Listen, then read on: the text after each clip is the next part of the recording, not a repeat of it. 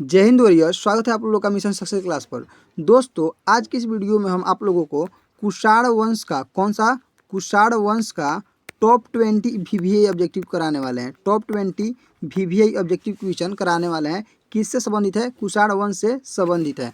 और ये सभी क्वेश्चन आप लोग को लुसेंट बुक में मिल जाएगा। लुसेंट के ऑब्जेक्टिव बुक में नहीं, लुसेंट के सब्जेक्टिव वाले बुक में ये सभी क्वेश्चन मिल जाएगा। लुसेंट से बाहर एक भी क्वेश्चन नहीं है। तो चलिए हम फर्स्ट क्वेश्चन की तरफ चलते हैं। पहला क्वेश्चन है हम लोग का कि कुषाणों ने अपनी दूसरी राजधानी किसे बनाया था? और कुषाणों ने अपनी दूसरी राजधानी किसे बनाया था? तो कुषाणों ने अपनी दूसरी राजधानी मथुरा को बनाया था। किसे बनाया था? मथुरा को कुषाणों ने अपनी दूसरी राजधानी बनाया था। अगर बात करते हैं कुषाणों की पहली राजधानी की, तो कुषाणों की पहली राजधानी की नाम था पेशावर। पेशावर जो था कुषाणों की कौन सी राजधानी थी? पहली राजधानी का नाम क्या था? पेशावर या पुरुषपुर। पहली राजधानी क्या था? पेशावर या पुरुषपुर। तो ये बात ध्यान रखिएगा। चलिए क्वेश्चन नंबर सेकंड की तरफ चलते हैं। क्वेश्चन नंबर सेकंड है आप लोग का कि रेशम मार्ग का आरंभ किस शासक ने कराया था? बताइए कि रेशम मार्ग का आरंभ किस शासक ने कराया था? तो इसका आरंभ कनिष्क ने कराया था। किसने कराया था? कनिष्क ने कराया था। कनिष्क ने कराया था। अगर पूछेगा कि कुषाण वंश का सबसे प्रतापी शासक, तो जो कनिष्क है प्रतापी शासक है कुषाण वंश का। कुषाण वंश का क्या है? सबसे प्रतापी शासक है। क्वेश्चन नंबर थर्ड की तरफ चलते हैं। क्वेश्चन नंबर थर्ड है आप लोग का कि बुद्ध चरित्र जिसे बौद्धों का रामायण कहा जाता है। बौद्धों का रामायण किसे कहा जाता है? बुद्ध चरित्र को। बौद्धों का रामायण किसे कहा जाता है? बुद्ध चरित्र को बौद्धों का रामायण कहा जाता है। ठीक है, तो बताइए कि बुद्ध चरित्र की रचना किसने की है? तो इसका राइट आंसर होगा ऑप्शन नंबर डी, अश्वघोष ने। बुद्ध चरित्र की रचना किसने की है? अश्वघोष ने बुद्ध चरित्र की रचना की है। ठीक, एक सेकेंड वेट,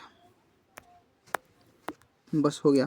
हाँ, बुद्ध चरित्र की रचना किसने की है? अश्वघोष ने। इसका राइट आंसर होगा ऑप्शन नंबर डी। अगर बात करते हैं अश्वघोष के बारे में, तो अश्वघोष ने और दो पुस्तक की रचना की है जिसका नाम है वज्र सूची। क्या? वज्र सूची की रचना भी अश्वघोष ने की है।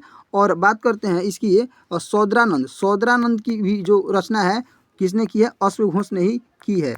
चलिए अब क्वेश्चन नंबर फोर्थ की तरफ चलते हैं। फोर्थ क्वेश्चन है आप लोग का कि कुषाण वंश का संस्थापक कौन है? तो सब लोग जानते हैं कुषाण वंश के संस्थापक कौन है? कुजुल कटफिशिस है। कौन है? कुजुल कटफिशिस है। अगर बात करते हैं कि कुषाण वंश के अंतिम शासक कौन है, तो वासुदेव। अंतिम शासक कौन है? कुषाण वंश के अंतिम शासक कौन है? तो कुषाण वंश के अंतिम शासक वासुदेव है। क्वेश्चन नंबर चलिए 5 की तरफ चलते हैं। क्वेश्चन नंबर 5 है आप लोग का कि शक संवत और 78 एडी का प्रचलन किसने शुरू किया था? तो शक संवत का प्रचलन कनिष्क ने शुरू किया था। किसने शुरू किया था? कनिष्क ने। अगर बात करते हैं कि सन अभी वर्तमान में भारत में कौन सा कैलेंडर चल रहा है भारत में? तो भारत में हम लोग का शक संवत ही चल रहा है। भारत में क्या चल रहा है? शक संवत ही भारत में चल रहा है। चलिए क्वेश्चन नंबर 6 की तरफ चलते हैं। क्वेश्चन नंबर 6 है कि माध्यमिक सूत्र के लेखक कौन है जिसमें सापेक्षता का सिद्धांत दिया गया है? माध्यमिक सूत्र की लेखक पूछ रहा है, तो इसका राइट आंसर होगा ऑप्शन नंबर बी, नागार्जुन। माध्यमिक सूत्र के रचनाकार नागार्जुन है। अगर नागार्जुन को ही हम लोग बोलते हैं भारत का आइंस्टीन। नागार्जुन को क्या बोलते हैं? भारत का आइंस्टीन हम लोग नागार्जुन को ही कहते हैं। क्वेश्चन नंबर 7 की तरफ चलते हैं। क्वेश्चन नंबर 7 है आप लोग का कि कनिष्क के राजवैद्य का नाम क्या था? बताइए। ऑप्शन नंबर, इसका राइट आंसर होगा चरक। कौन सा होगा? चरक। कनिष्क के राजवैद्य का नाम क्या था? चरक। अगर बात करते हैं चरक की पुस्तक की नाम, तो चरक ने चरक संहिता नामक पुस्तक लिखी। क्या लिखी? चरक संहिता नामक पुस्तक किसने लिखा? चरक ने लिखा। ये तो नाम से ही पकड़ा जा रहा है। क्वेश्चन नंबर 8 देखिए, चौथी बसंगुति कहाँ हुआ था? बताइए। तो चौथी बसंगति जो हुआ था कुंडलवन कश्मीर में हुआ था। किसके शासनकाल में हुआ था? किसके शासनकाल में बात करें तो ये कनिष्क के शासनकाल में हुआ था। अगर चौथी बसंगति की बात करें तो कब हुआ था? तो ये जो हुआ था चौथी बसंगति जो हुआ था आप लोग को 98 AD में हुआ था। कब हुआ था? 98 AD में हुआ था। अगर बात करें कि इसके अध्यक्ष कौन थे, तो वसुमित्र इसके अध्यक्ष थे। और उपाध्यक्ष की बात करें तो उपाध्यक्ष जो थे अश्वघोष थे। ठीक है, चलिए क्वेश्चन नंबर 9 की तरफ चलते हैं। क्वेश्चन नंबर 9 है कि कुषाण वंश का अंतिम शासक कौन था? इसका राइट आंसर होगा अभी ऊपर बताए हैं वासुदेव। कुषाण वंश का अंतिम शासक कौन था? वासुदेव। अब कुषाण वंश के संस्थापक की बात करें तो कुषाण वंश के संस्थापक कौन था? संस्थापक की बात करें तो उस संस्थापक कौन था? कुडुल कुडफिसेस। कौन था? कुडुल कुडफिसेस। कुडुल कुडफिसेस इसका कौन था? संस्थापक था, कुडफिसेस। चलिए अगला क्वेश्चन की तरफ चलते हैं। Question number 10। क्वेश्चन नंबर 10 है आप लोग का कि गंधार कला शैली के लिए कौन सा स्थान प्रसिद्ध था? गंधार कला के लिए और इसका राइट आंसर होगा option number A, Takshashila. Gandhar कला के लिए कौन सा स्थान प्रसिद्ध था? तक्षशिला। अभी वर्तमान में तक्षशिला कहाँ है? तो पाकिस्तान में। तक्षशिला वर्तमान में कहाँ है? पाकिस्तान में तक्षशिला स्थित है।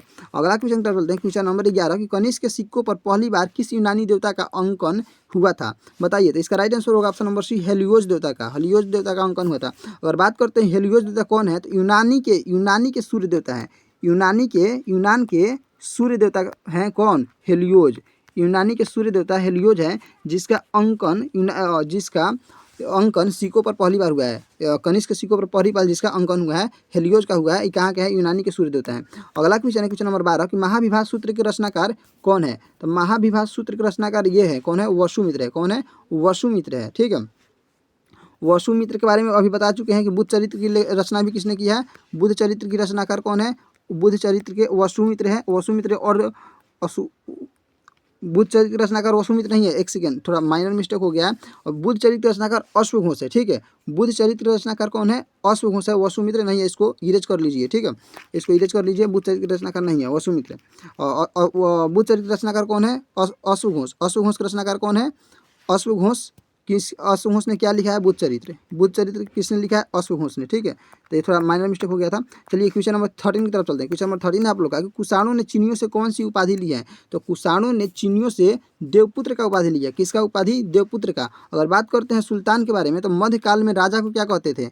मध्यकाल में राजा को सुल्तान कहा जाता था। मध्यकाल में राजा को क्या कहा जाता था? सुल्तान। क्वेश्चन नंबर नेक्स्ट है आप लोग का 14 कि रेशम बनाने की तकनीक का आविष्कार सबसे पहले कहाँ हुआ था? तो रेशम बनाने की तकनीक का जो हुआ था आविष्कार सबसे पहले चीन में हुआ था। कहाँ हुआ था? चीन में हुआ था। अगर बात करें चीन की राजधानी की, तो चीन की वर्तमान राजधानी क्या है? चीन की राजधानी क्या है? बीजिंग में है।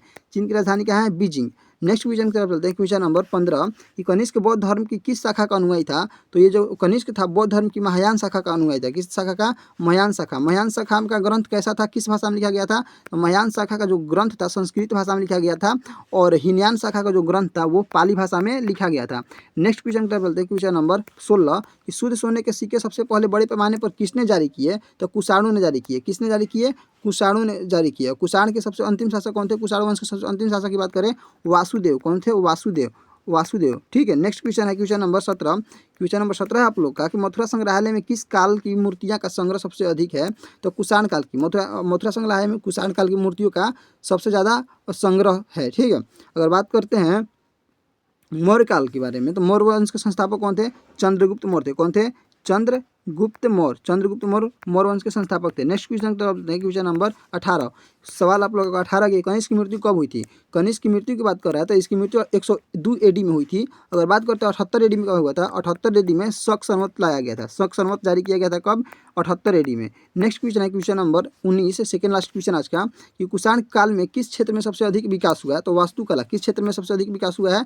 वास्तुकला के क्षेत्र में। इसका right answer option number C हो जाएगा। वास्तुकला के क्षेत्र में सबसे ज़्यादा विकास हुआ है। लास्ट क्वेश्चन आज का कि कनिष्क के दरबार में विभूति के रूप में कौन शामिल थे? विभूति के रूप में कौन शामिल थे? ऑप्शन नंबर ए में है वासुमित्र और पार्श्व, ये भी दोनों शामिल थे।